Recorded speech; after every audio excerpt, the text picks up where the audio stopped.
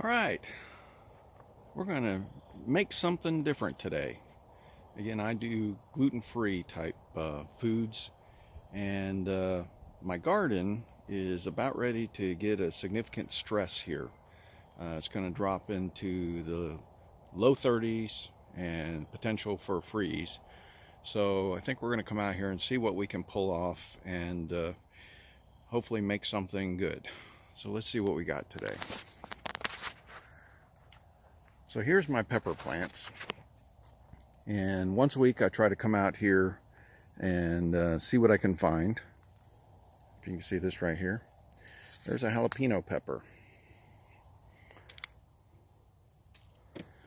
and I've got a lot of bell peppers on here, and this thing is still blooming, you can see, but they're really small, so I'm trying to get these a little bit farther along, so come Wednesday night, which, what's today? Today's Monday.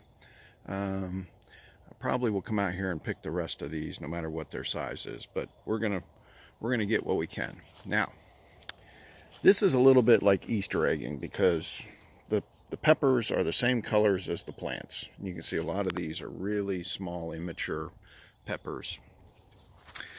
I've actually come out here this morning and I picked a bunch already, so I'm going to save you the hassle of having to watch me try to find these things. But down here I've got a whole bunch of jalapenos on one side and bell peppers on the other. I got a few more inside that were even smaller, but I think that's about all we're going to need for what I have in mind. So let's go inside and go through, see what we're going to make. Okay. So here's what I've got set up. As you know, I like to try to get all my ingredients out in front of me so I don't forget anything. But one of the first ingredients is light red kidney beans. Can you guess what we're making? Chili. Now, I usually like to try to start with the dried beans, but you can buy the canned ones. I use 2 bags of this because I'm going to make 8 quarts. So I'll have 1 bag for each one of my 8-quart containers. No, did I say I'm making 8 quarts? Double that. 16 quarts. So I have 2 of these types of pots that I'm going to fill up. And I started about an hour ago, where you stick the 2 bags in there with 16 quarts of water. And you bring it to a boil. And then you take it off the burner and you let it sit for an hour. And you can see those beans are quite a ways along here. I did want to show you the difference between the bell peppers that come off of my plant versus the ones from the store. And so you can see they're pretty small right now, but I bought those the other day, not knowing whether I had any bell peppers available. But I think the ones I picked today are more than enough. I make my chili with steak. The store today had New York strips on sale for $5.99 a pound. A lot of times I'll use the sirloin tip roast that I can get from Sam's Club for about, say, $3 a pound. But this is a mighty fine steak. I season it with Montreal steak, and then I usually go cook it on a charcoal grill, but today, because I'm only doing this for chili, I'm cooking it out on my gas grill. I usually use 2 onions per container, per 8 quarts. And these are the sweet onions. So Valdelia, Texas sweet, those types of onions are good. Chili powder, the store will carry, this type of container, but I usually, again, go to Sam's Club and I get the much larger container chili powder. I use 2 cans of diced tomatoes per 8 quarts, and then if I did not have jalapenos, I would use Rotel. But since we have jalapenos, we don't need the Rotel. All right, so those are the main ingredients, I think. And I'm going to go ahead and take these out, put them on the grill, get them going.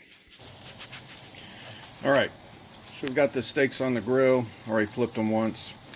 I don't remember if I mentioned or not, but this was approximately 8 pounds of meat.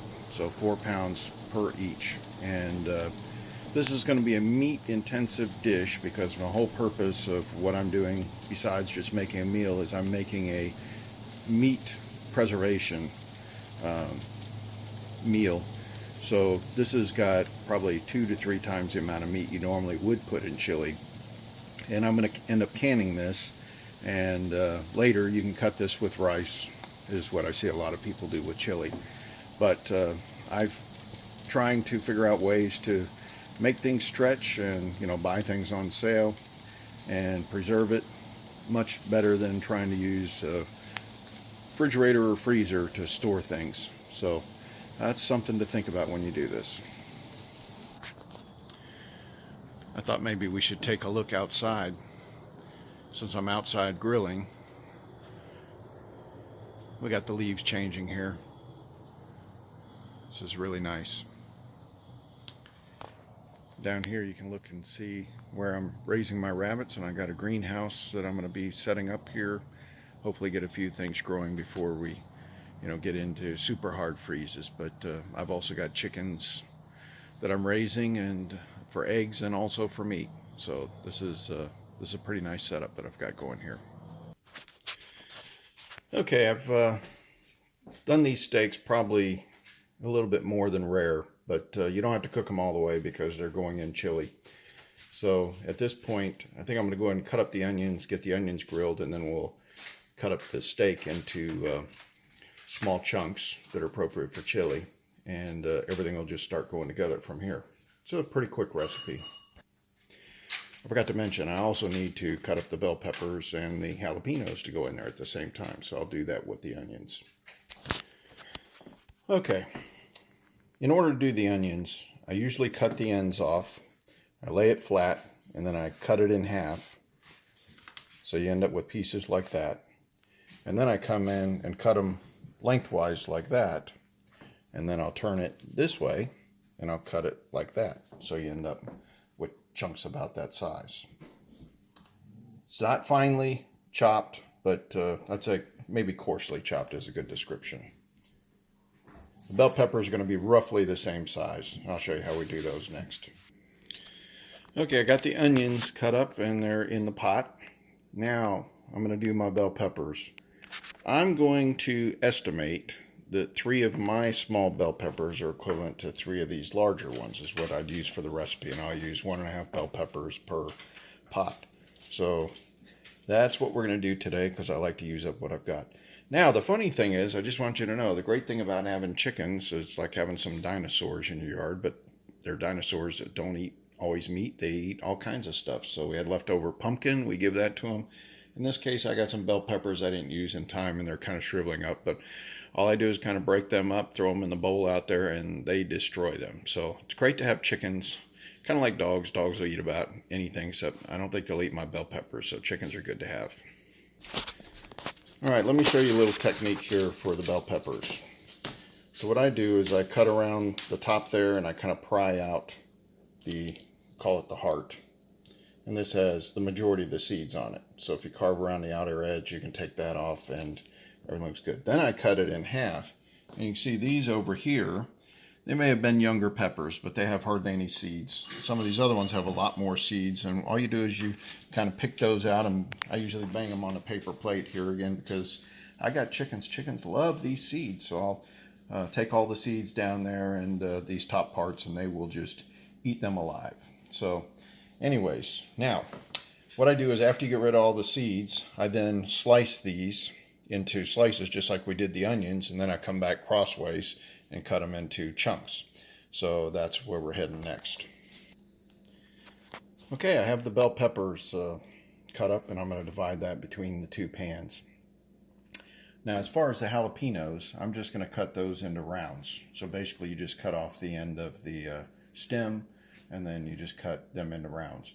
I'm probably going to use about 1/3 of these between the 2 pots, and then I'll add some later once I determine how much heat was added to this. The other thing was I went ahead and drained my beans. So after the onions and bell peppers and jalapenos are kind of sauteed a little bit, I'll dump the beans in, and we'll start dumping all of the tomatoes and everything in. So that's actually This is a very quick recipe. The other day I did the recipe for Brunswick stew, and that was basically a half-day affair. This is actually only a couple hours, so this is pretty quick. Let me give you an idea of what's coming next. So I've got some rabbit. I'm going to do some rabbit stew in the next couple days. I raised my own rabbits back here, and this is also a great way to preserve meat. So these were processed and frozen, and I'm going to go ahead and make a massive stew and store those in mason jars, which can last a long time. All right, so let me go ahead and get to processing the jalapenos now.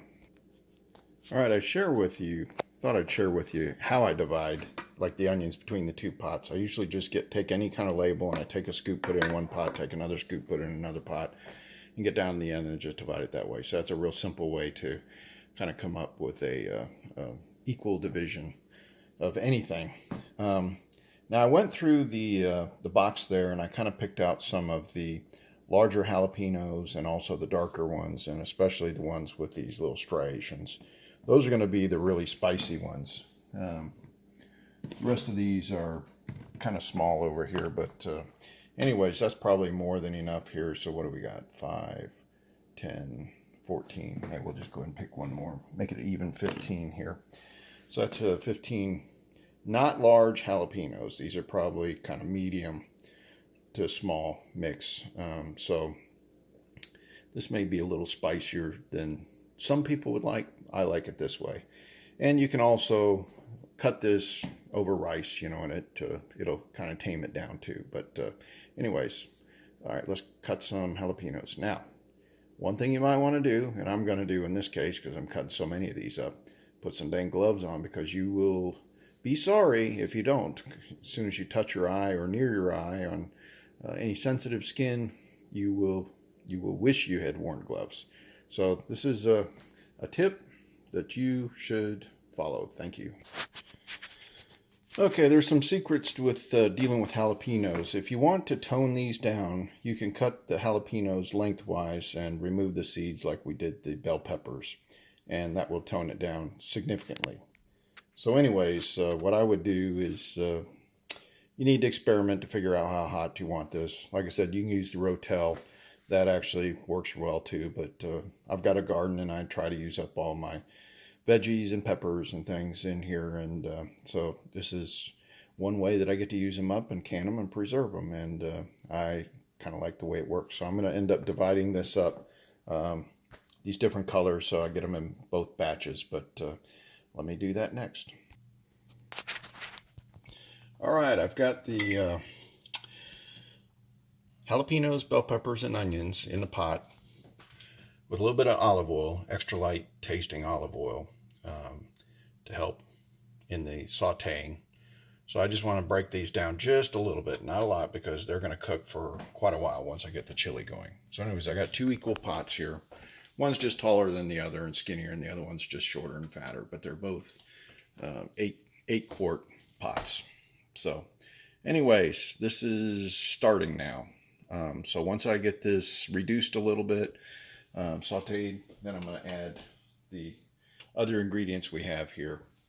So I'll have, the tomatoes and chili powder. I got to cut the steak up still. All right, that's next on the list. Okay, so we've got the onions and peppers cooked about the way I want them. The onions are starting to turn translucent. They don't, again, have to be perfectly cooked all the way through, because this is basically a stew. I've got the steak is all cut up into chunks, and I have the tomato cans already open. So what we're going to do is just go ahead and dump in the tomatoes.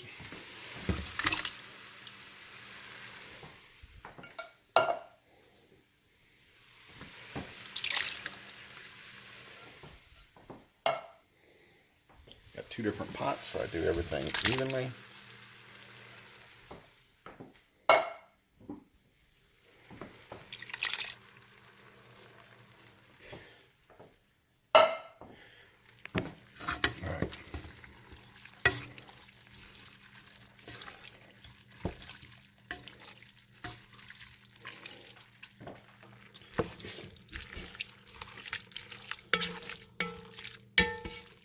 Now, I will show you. Normally I put the beans in at this point, but I think I'm going to go ahead and make my make a little bit of broth. So you can buy this beef broth at the store, but I actually had some beef broth that was left over from a previous recipe that I did. So I'm going to stop this right now and filter my beef broth and dump it in and get it ready.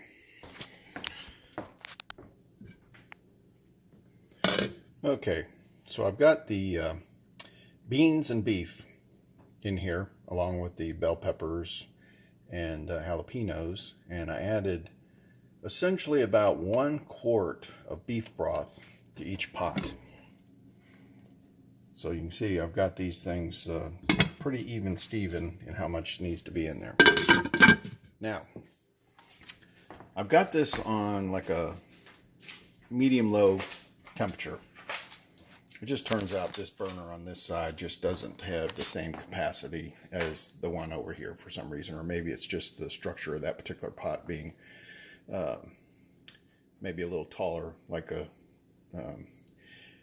I think that's called a stock pot. But anyways, so I have to turn that one down just a little bit, and I will let this cook for probably half an hour or so. Let it get up to temperature and start combining a little bit more before I add the final ingredient, which is going to be the chili powder. So we're really close. Hope this hasn't been too difficult. This is a fairly simple recipe, but when you use fresh ingredients, that's just makes it that much even better.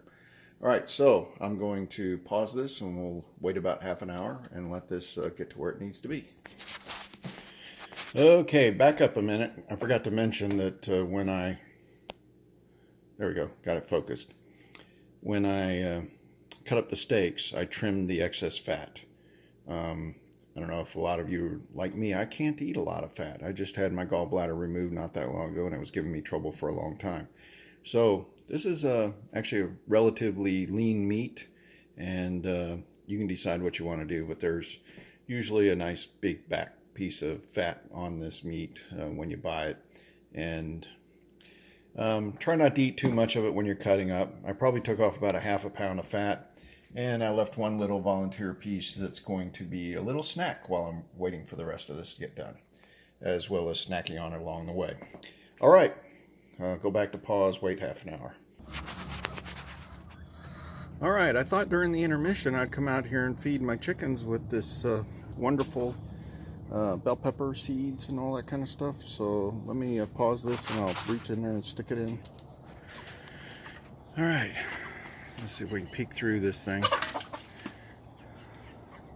There's always one bossy hen in here, but you can see they go nuts over those seeds. So chickens are garbage disposals, and when they're eating stuff like that, they're not eating feed, so I like it. You can see I've thrown some pumpkins in here, and they've kind of carved them out. They really seem to like the orange pumpkins, not so much the yellow ones. So I've got a couple more pumpkins up there that I still got to cut into chunks for them or break it up so that they have something to eat. But these Rhode Island Reds are a little bit over 2 months old, so I got a couple more months. But this is a cold hardy breed, and as we're coming into a grand solar minimum, it's going to be a surprise to most of y'all. This is like something that happens about every 400 years. We're going to have a serious period of time where it's going to be very cold, and we're going to have some food security problems. So you're going to need to learn how to set aside some food or grow your own food. You know, get some chickens or rabbits like I am, and gardening, and try to be able to make it through this, as well as, you know, getting a fireplace, some wood, that kind of stuff. Get maybe more in the country. City's going to be tough. Food prices are going to go through the roof. All right, well, let me get back up to cooking. I couldn't pass up while I was down here to show you some baby rabbits. These things are probably approaching 3 weeks old, and that's the mama. But there's 9 babies. She had 9 babies. Everybody complains when they get twins or something, but look at this. Now this mama had two, but they're humongous. They're the same age as the ones over there, but probably twice the size. And down in here, it's kind of hard to see. Let me lift the lid up. There's actually minimum of six babies in there. And those are only a few days old. So anyways, it's kind of fun having animals. All right, really this time going back to cooking. Okay, so my recipes are not always an exact science, but I was looking at where I'm at with the pot, and I really want to get this up to, 8 quarts. So I'm short, but remember I made this heavy meat.